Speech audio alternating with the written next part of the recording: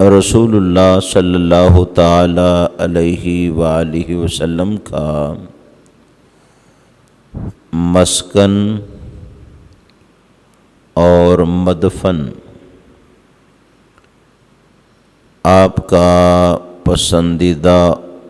اور محبوب شہر مدینہ ہے،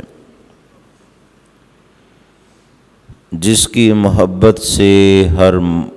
مومن کا معمور سینہ ہے۔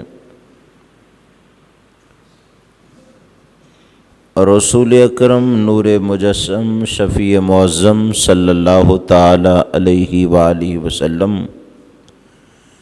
جب یہاں تشریف لائے تو یہاں کی ہوا موافق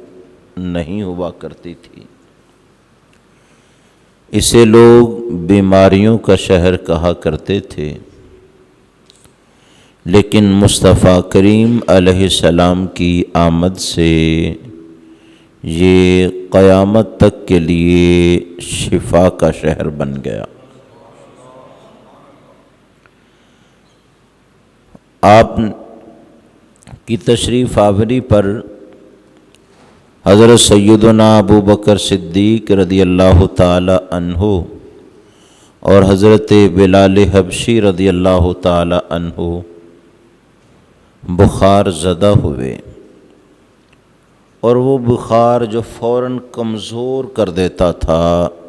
نحیف الجثہ کر دیتا تھا، اس کی زد میں آئے تو آقا علیہ السلام نے رب سے دعا کی کہ اے اللہ اسے شفا کا شہر بنا، اور یہاں کا ہمہ جو ہے، بخار جو ہے، اسے یہاں سے منتقل کر دے اور جحفہ میں بیچ دے۔ اس دن سے لے کے آج تک